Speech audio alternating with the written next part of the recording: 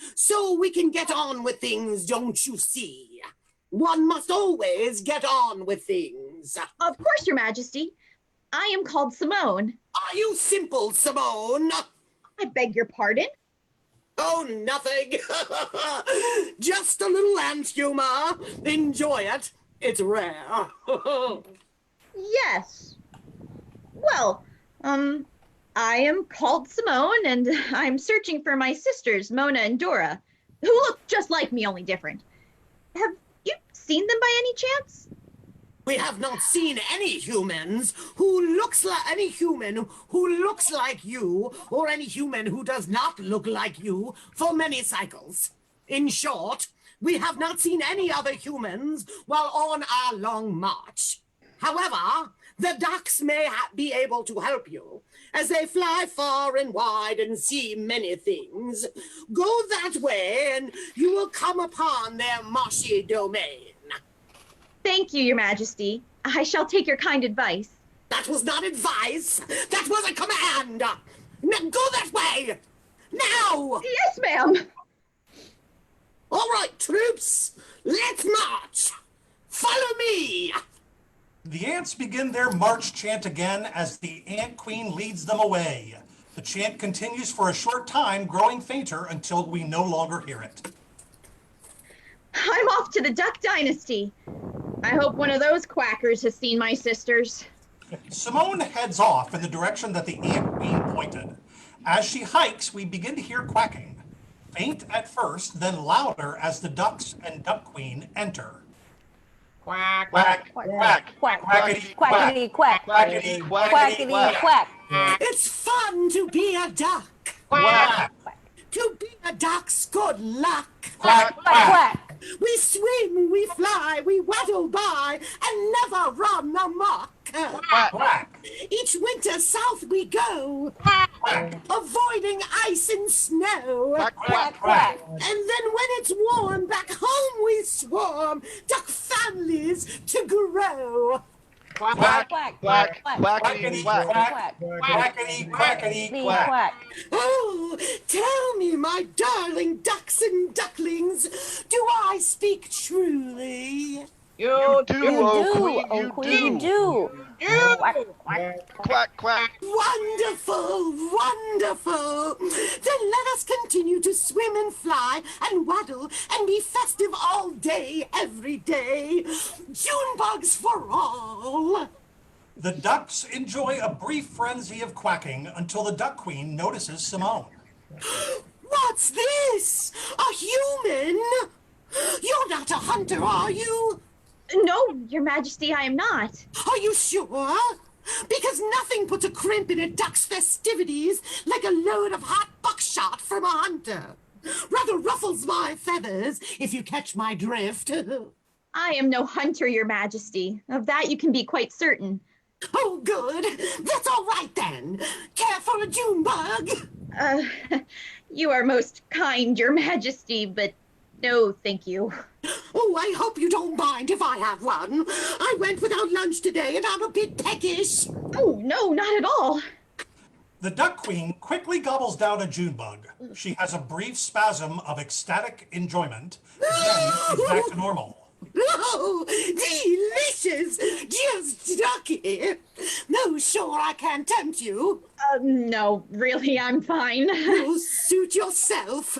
No accounting for taste. Well then, if you don't want a June bug, what is it that you want? I am searching for my sisters, Your Majesty. They look just like me, only different. I'm wondering if in your travels you may have happened upon them? We have seen many humans, girl, but none who look just like you, only different. In truth, from the air, all humans look pretty much the same. Kind of ant-like, in fact. But perhaps the bees might be able to assist you in your quest. The bees? Oh, yes. They pick up all the gossip for miles around. And what one bee hears, all soon know. As I always say, if anyone knows what the buzz is, it's those bees. Where might I find these well-informed bees, Your Majesty? Oh, just down yonder a bit. I believe they have a hive in an old hollow tree. I'm sure you'll have no trouble finding it. Many thanks for your help, Your Majesty. Think nothing of it, my girl. Always glad to help out a non-hunter. Now, if you'll excuse me, I believe it's time for our afternoon swim. All right, you ducks and ducklings, follow me to the pond. The Duck Queen and all of the ducks exit amid moderate quacking. Well, it looks like I must seek news of my sisters from the bees. I hope they're not running a sting operation. She heads off in the direction the Duck Queen pointed. As she hikes, we begin to hear buzzing from offstage. Faint at first, then growing louder. The bees enter.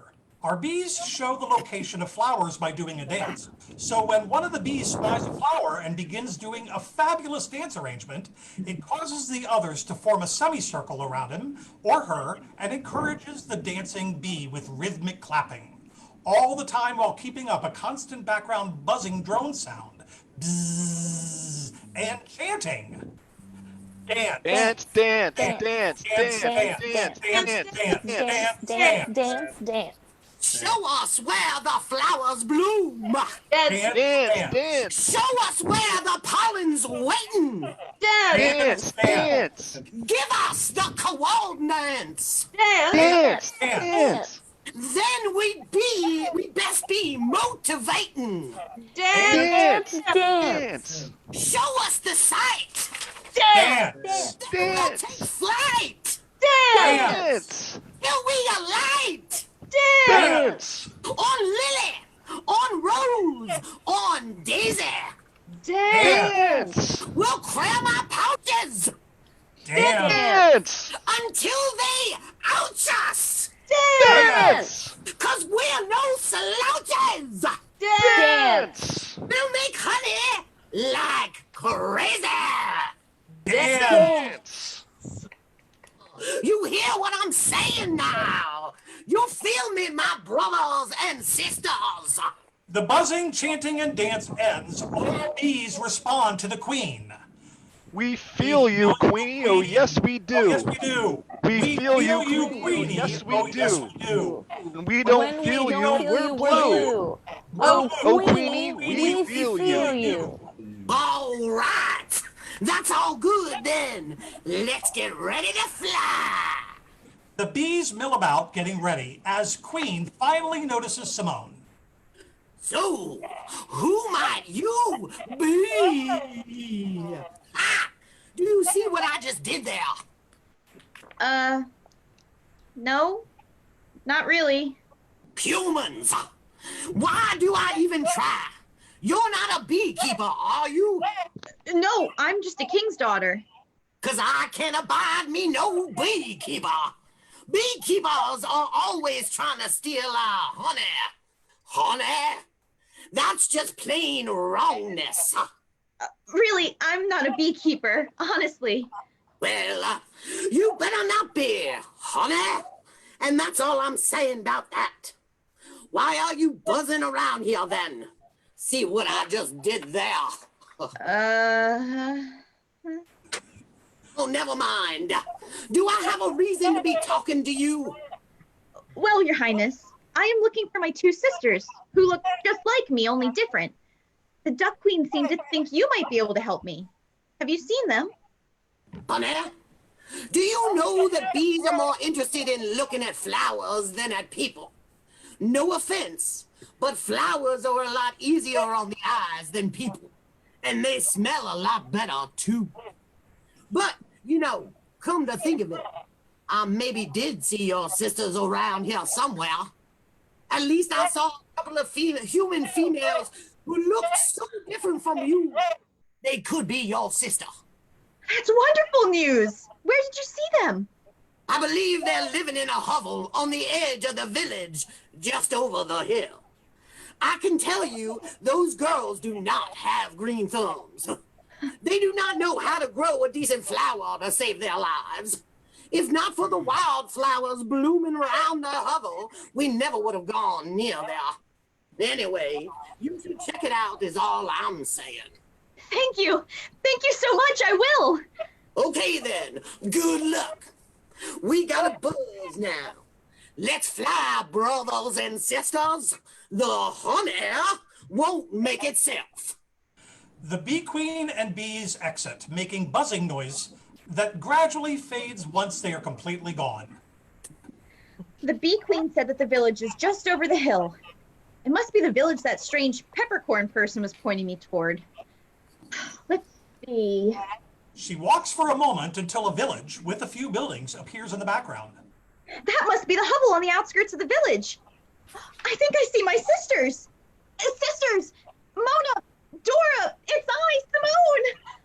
Mona and Dora appear. They see Simone and run to her in joy. Simone, I can't believe it. Little sister! The sisters embrace. I can't believe it's really you. Of course it's really her. Who else wanders the countryside looking like a schoolgirl who's lost her library card? You're right. Now that I inspect her more closely, she appears just as puny and pasty as I remember. Very funny, sisters, very funny. But I'm not the one living in a hovel in the middle of nowhere. Ah, yes. Too true. Most embarrassing. So, tell me, sisters, how did you come to be here? And why have we had no news from you for all this time? A fair question, sister, but it is a sad tale I must relate in reply. I left our home in Splendoria to make my mark on the world. But alas, the world has made its mark on me instead. When I try to save youths from evil dragons, the dragons eat the youths and drive me off with their fiery breath. When I try to expel trolls from their bridges, they expel me instead, casting me into the rushing waters below. When I try to lead armies against giants, the giants merely laugh at me and step over my army and continue on their merry way. In short, sister, for all my strength and bravery, I have utterly failed as a hero. My story is no less sad. I left our home in Splendoria, intending to explore the world, to become famous for my daring journeys and discoveries. Unfortunately, when I would attempt to journey to the jungle, I would end up in the desert. When I would attempt to journey to the north, I would find myself in the south. I could not tell the North Star from the South Star or up from down. In short, I found that I have absolutely no sense of direction. I lack the most fundamental skill required to be an explorer. It's discouraging. After I'd been thrown from a 12th bridge into a 12th river by a 12th successive troll, it occurred to me that I should take some time off to reconsider my career goals. The villagers who had fished me out of the river kindly lent me to his hovel to live in until I could decide what to do next. That was some time ago. As for me, I came here entirely by mistake. I intended to go somewhere completely different, but as usual, I lost my way. I stumbled across Mona, and the rest is history. I've been sharing this hovel with her ever since. Oh, my sisters, I'm so sorry to hear of your misfortunes. But why did you not send word? Why have you not returned home to the comfort and peace of our father's palace? Little sister, I cannot return to our father as a failure. I must not go home until I have succeeded in achieving something of note, something to make him proud of me. I feel the same. Before I can return, I must have accomplished something worthy of his approval, something that will justify his faith in me. Sisters, neither I nor our father could ever be less than proud of you. You do not have to prove yourselves to us. You have always been kind, little sister, and your noble sentiment is appreciated. Nevertheless, my mind is set. I shall not return to Splendoria until I have achieved some notable deed. Nor shall I. Then it appears, sisters, that we have a difficulty, for I am determined that I will not return home without you. I could never be happy leaving you here in this sorry state. Well then, little sister, what do you propose? Yes, Simone, you have always been the smartest of us. What is your plan? What is my plan? A moment, sisters, I have to think. Think, Simone, think. Oh, what is my plan? Plan. Oh, wait! Aha! Aha? Aha? Is that a good aha? Or a bad aha? Oh, sisters, I believe it is the best of all possible ahas. I have my plan. It will solve everything. It will? Yes! You're certain? Yes! Then perhaps, little sister, You could tell us what it is? Oh, yes, of course. It is brilliant. Oh, you will love it. I'm so happy. Simone. Oh, sorry. Yes. Here's the plan. On my journey to find you, I passed a spooky castle, which a strange little creature informed me was under some sort of a curse. A curse? An evil curse? Have you ever heard of a good curse? Excellent point. So, sister, your plan is... My plan is that we three will go to this castle, break the curse, and return to our father's kingdom as famous curse-breaking heroes. That would indeed be a worthy achievement. A brilliant plan, little sister. A quest to break an evil curse. No goal could be more worthy. So are we agreed then? Agreed. Agreed. In that case, follow me, sisters. There is no time to lose. They exit. The lights go down briefly, but come up again on our familiar mountain trail with scattered rocks and shrubs. The sisters re-enter as they travel down the trail. We have been walking for a considerable time. Are you sure you know where you're going, little sister? With respect, sister, you are the last person who should be asking that. Peace, sisters. I am sure we are on the right track. We suddenly hear the sound of bees buzzing in the distance. Do you hear the bees? I passed their honey tree on the way to your hovel. This confirms that we are headed in the proper direction. Did you say there's a honey tree? I could use a bit of honey to curb my hunger. Yes, some sweet honey would certainly taste good right now. Let us stop and partake of this honey before we continue on our way. No, sisters, as tempting as it may seem, we will not steal honey from these bees. They helped me to find you when I knew not which way to turn, and I will not repay a good deed with a foul one. Very well, little sister. At your behest, we shall leave the honey to the bees. As they were kind to you, so shall we be kind to them. Thank you, sisters. Now, let us continue on our way. They hike on a bit more before we hear the sound of ducks quacking in the distance. Do I hear ducks? I could use a bit of roast duck to curb my hunger. Yes, some roast duck would certainly taste good right now. Let us stop and make a meal of a duck or two before we continue on our way. No, sisters, as tempting as it may seem, we will not make a meal of any duck. They helped me to find you when I knew not which way to turn, and I will not repay a good deed with a foul one. Very well, little sister. At your behest, we shall leave the ducks unharmed. As they were kind to you, so shall we be kind to them. Thank you, sisters. Now let us continue on our way. They hike on a bit more before we hear the sound of ants chanting "March, march, march" in the distance. Listen, do you hear the sounds of the ant army marching? That is a sign that the cursed castle is now not far away. We should stop and do something about this ant army. Ants are destructive creatures. Yes, they infest houses and devour crops, not to mention plague picnickers. We should step on these ants and rid the countryside of their presence. No, sisters, as tempting as it may seem, we will not step on any ants. They helped me to find you when I knew not which way to turn, and I will not repay a good deed with a foul one. Very well, little sister.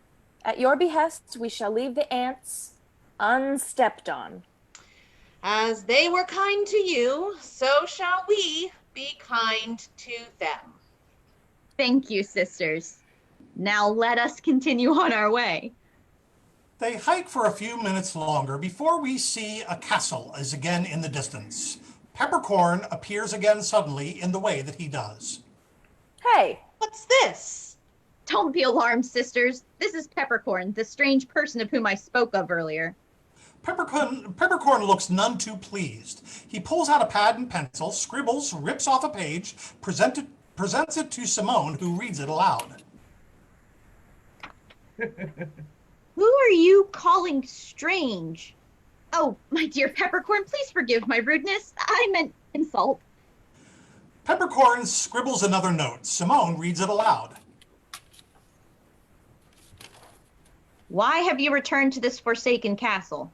I'll tell you why, Pepperpot. We have come to break the curse. Peppercorn is beside himself. He rapidly scribbles another note and hands it angrily to Mona. Oh, sorry, I meant Peppercorn, not Pepperpot. The point is that I have returned with my sisters to lift the curse from this unfortunate castle. And from you. Surely that's the important thing. Peppercorn considers, calms down, nods, then writes a note, rips it off, and hands it to Simone, who reads it aloud. Yes, that is the important thing. Thank you for returning and for bringing your sisters. To lift the curse, you and your sisters must complete 3 tasks. The first of these tasks is to find all the pearls from the necklace of Queen Zenobia, mistress of this castle and rightful ruler of the realm of Zephyrandia, on whose sacred ground we are standing. There are 1,000 pearls strewn upon the mossy ground. All must be recovered within the space of 1 hour, or the one who is seeking them will be turned to stone. Which of you will undertake this task? As I am the one who always wanted to discover things, I shall endeavor to discover the pearls. Peppercorn scribbles a note and hands it to Simone, who reads it aloud. So be it. Your hour begins now. Good luck. Dora crawls about looking for pearls. Each time she finds one, she gives a little shout or makes a little gesture of triumph, puts the pearl in a pile, and continues. As she is doing this, Harold enters and assumes his narrator role. I want to assure those of you who may be pressed for time that you will not have to sit here staring at a person crawling around on her hands and knees for an actual hour. For the sake of dramatic compression, we will now fast forward to the final minute of that hour. I can't believe how fast that hour went. 1 minute left and I've managed to find only 172 of the 1,000 pearls. I can feel my arteries hardening already. I'm sorry, sisters. I have failed you. Farewell. Dora, unfortunately, turns to stone. Peppercorn writes a note and gives it to Simone, who reads aloud. That could have gone better. Perhaps it was not such a good idea to have the person with no sense of direction be the one to search for the hidden pearls. Peppercorn writes another note and gives it to Mona, who also reads it aloud. You might have thought to mention that earlier. Recriminations are not helpful. We must think what to do now. There is but one thing to do now. As I am the elder sister, I must take up the quest for the pearls. But Mona... No arguments, little sister. This is my responsibility. Peppercorn writes yet another note and gives it to Simone, who reads aloud. Then let it be so. The next hour begins now. Mona scrambles around on hands and knees, collecting pearls and putting them in a pile. The narrator steps up again. Same drill, folks. Moving right along. Wow, time really flies around here. Less than a minute ago and I have added only 250 more pearls to my sister's pile. Finding pearls in mossy castle ground is certainly more challenging than an Easter egg hunt. I feel my joints begin to stiffen. I am sorry, Simone. I failed you. Unfortunately, Mona also turns to stone. Peppercorn scribbles a new note to Simone, who reads. Your sisters now depend upon you for their lives. If you cannot lift the curse, they will remain stone forever. Are you up to the task? Simone sits, buries her head in her hands. Am I up to the task? Oh, my poor sisters, I don't know. If I try and I fail, we are all doomed. But if I don't try, you remain as you are forever. I have never before felt so helpless or so hopeless. As Simone is finishing her speech, we hear the familiar sound of the ants marching and chanting. The sound gets closer, and then the ants and Ant Queen enter. Do not despair, Simone. Your Majesty, what are you doing here? We overheard you prevent your sisters from doing us harm when you could easily have stood by and said nothing. Just as you helped us, we are now come to help you. We are small, but we are many, and we are very good at finding things. We will collect the missing pearls. Peppercorn scribbles a note to Simone, who reads it aloud. There's nothing in the evil curse rulebook that says ants can't participate in the festivities, so I guess the queen can go ahead with her plan. Very well, troops, collect those pearls. Triple time. The ants explode into a frenzy of activity, and within a few moments, all the pearls have been accounted for. Peppercorn scribbles a note to Simone, who reads. The ants have done it. That's 1,000 pearls accounted for. Then our work here is done. Farewell to you, Simone, and good luck. You will always find a welcome at our ant hill. Farewell, Your Majesty. Farewell, ants. Thanks and blessings on you for your assistance. The Ant Queen and ants exit with their usual March, March chant. All right, Peppercorn, that's one task completed. You said there are 3. What's next? Peppercorn writes a note to Simone, who once again reads aloud. 40 leagues from here, far beneath the surface of a deep, dark lake, hidden in the muck of its sunless bottom, lies a heavy iron key that will unlock the stout oaken door of the castle. You must go to this lake, dive into its chilly depths, retrieve the sunken key, return here, and open the castle door before another hour has passed. Peppercorn, this task is simply unfair. Even if it were possible to travel 40 leagues there and 40 leagues back in a single hour, which we both know it's not, I've never learned to swim. I cannot dive into a lake and find a key at its bottom. What are we to do? As Simone finishes her speech, we hear the quacking of ducks approaching. The ducks and the Duck Queen enter. Do not despair, Simone. Your Majesty, what are you doing here? We overheard you prevent your sisters from doing us harm, so we could easily have stood by, from doing us harm, when we could easily have stood by and said nothing. Just as you helped us, we are now come to help you. We may be ungainly looking, but we are swift flyers, and we are very good at diving to the bottom of lakes. We'll find this iron key. Peppercorn scribbles a note to Simone, which reads, There's nothing in the evil curse rulebook that says ducks can't participate in the festivities, so I guess the queen can go ahead with her plan. Very well. Troops, locate and bring back the iron key. Triple time. Ducks explode into a frenzy of activity, flying off to retrieve the key. The Duck Queen remains. The herald steps up again as the narrator. Here we go again, folks. Tick-tock, tick-tock, tick-tock. Suddenly, the absent ducks return, and one drops the key at Simone's feet. Peppercorn scribbles a note to Simone, who reads, The ducks have done it. That's the key to the castle, all right. Then our work here is done. Farewell to you, Simone, and good luck. You will always find a welcome at our pond. Farewell, Your Majesty. Farewell, ducks. Thanks and blessings on you for your assistance. The Duck Queen and the ducks exit with their usual quacking. Well, good Peppercorn, that's 2 down. What's next? Peppercorn scribbles a note to Simone. She reads, You must use the key to enter the castle. Then follow me. The lights go down for a moment and then come back up, showing us a door. Simone uses the key, and we hear the long, rusty creaking of its hinges as she opens the door. Simone follows Peppercorn into a room where she sees 3 enchanted princes who each lie on their own raised platform. Peppercorn scribbles a lengthy note to Simone and she reads it aloud. Okay.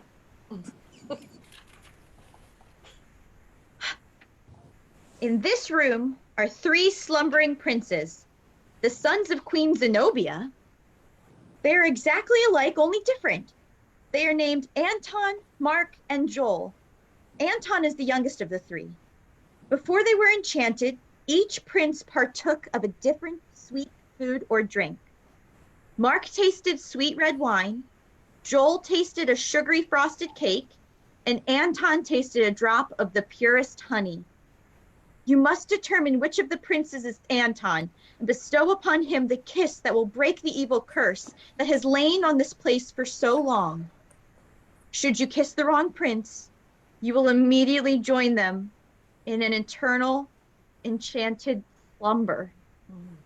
Peppercorn beckons Simone to follow, and they advance to where the princes are sleeping. Simone spends some time closely examining each one. At last, she turns to Peppercorn in dismay. The princes seem exactly alike in handsomeness, and my senses are not keen enough to discern the subtle differences among them. Certainly, I cannot tell what each of them tasted before their enchantment. What am I to do? Peppercorn scribbles a note to Simone. She reads it. Well, you could go ahead and plan a random kiss on one of them. You have a 33 1/3% chance of success. Thank you, Peppercorn. Very helpful. As Simone is saying this, we hear the sound of buzzing approaching, which grows even louder as the bees and the bee queen enter. Do not despair, Simone. Your Majesty, what are you doing here? We overheard you prevent your sisters from doing us harm when you could easily have stood by and said nothing. Just as you helped us, we are now come to help you. We may be flighty and obsessed with flowers, but we are very good at anything and everything connected with honey. We can identify the prince who has tasted this golden delight.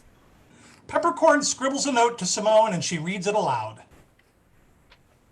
There's nothing in the evil curse rulebook that says bees can't participate in the festivities, so I guess the queen can go ahead with her plan. As the bee queen flits around the 3 princes, the herald steps forward again as the narrator. Trust me, this won't take long. The bee queen finally stops hovering beside Anton and she points at him. Bingo! This is the prince you must kiss if you wish to lift the curse. Are you certain, Your Majesty? There's a lot riding on this. Am I certain? Does a Hyplanzelia blossom have striped stamen? I have no idea what you just said, but I'll take it as a yes. Simone goes to Anton and gives him a gentle kiss. Anton's eyes spring open. He grabs Simone in a huge hug and plants a big kiss on her. Oh, princess, I've been waiting for you a long time. You did it. The curse is lifted. Peppercorn, you can speak.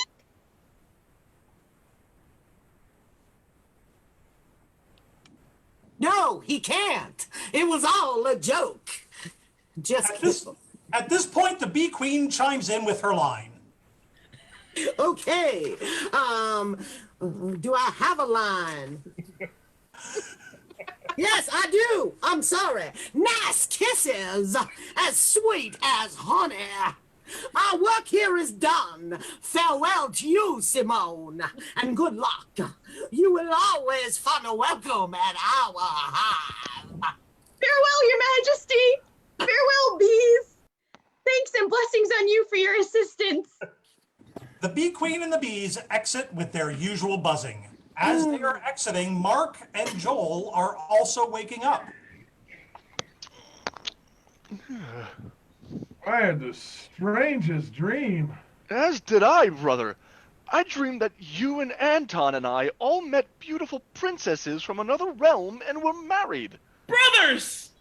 Anton runs to embrace them, then pulls Simone to his side.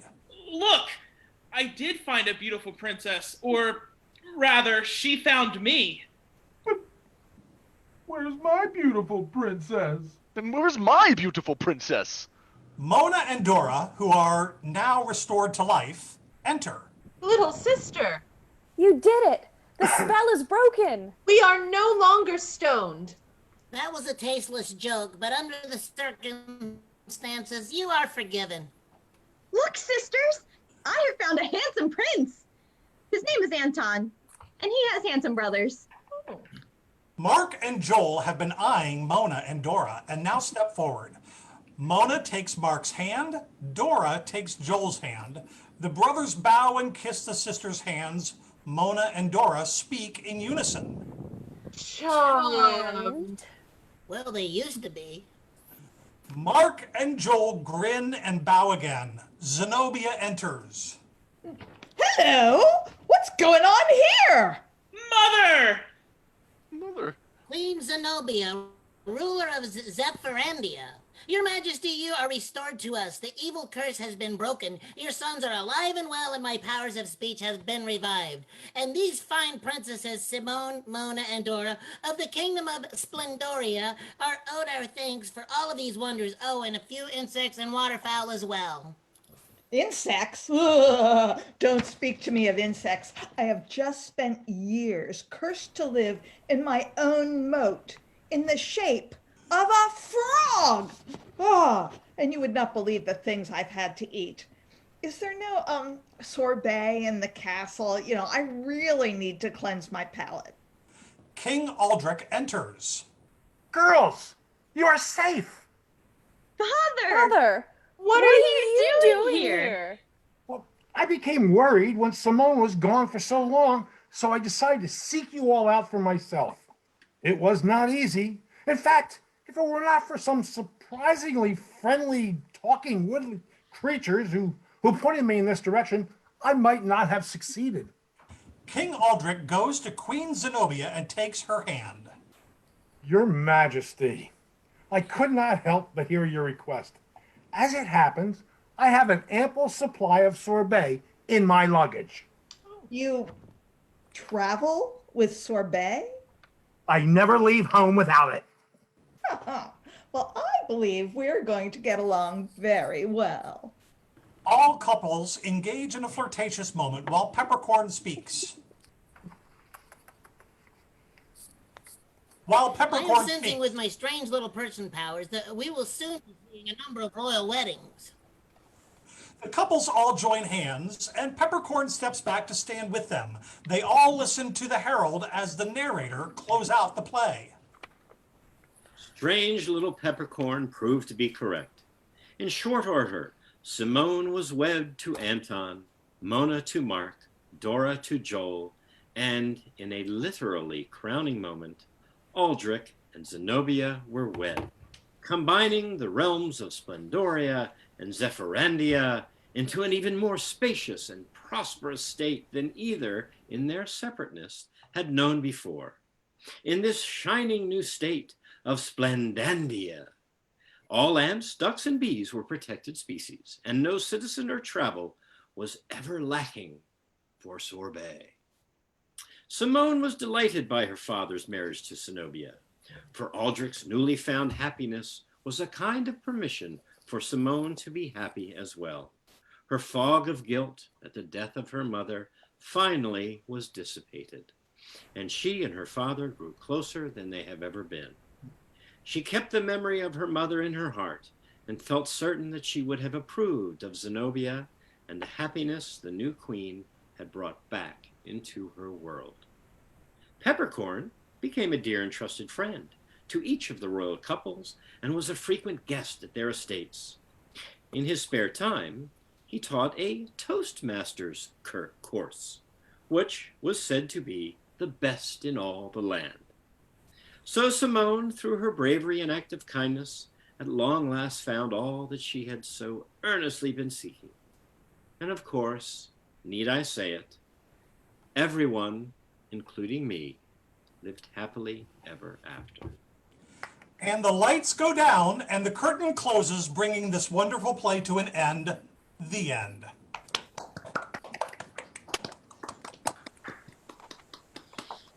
So folks, I want to thank you all for joining us, but before we go, I want to individually acknowledge and thank our performers for their talent and the time that they dedicated to this presentation. So they are Jim Landskroner as the herald and narrator, Mike Heffron as King Aldrich, Kendall Davis as Simone, Hester Sachs as Mona, Shannon Whitaker as Dora, Jen Friedman as the Ant Queen, Duck Queen, and Bee Queen, Brian Whitaker as Peppercorn, Diane Landskroner as Queen Zenobia, Dylan Lyles as Anton, Brad Chairs as Mark, and Zachary Ryan as Joel. Now, I have one more thing about the cast. Tomorrow is Jen Friedman's birthday. Yay.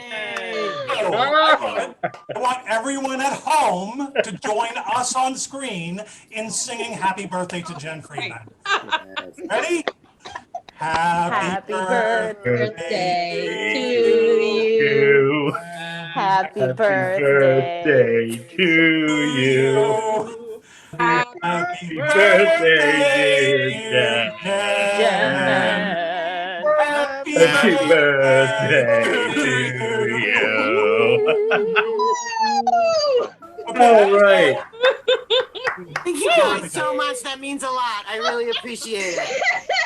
I also would like to thank you, our audience, for tuning in and supporting our GCTV efforts and to helping to keep our community connected. That's why we're doing all this.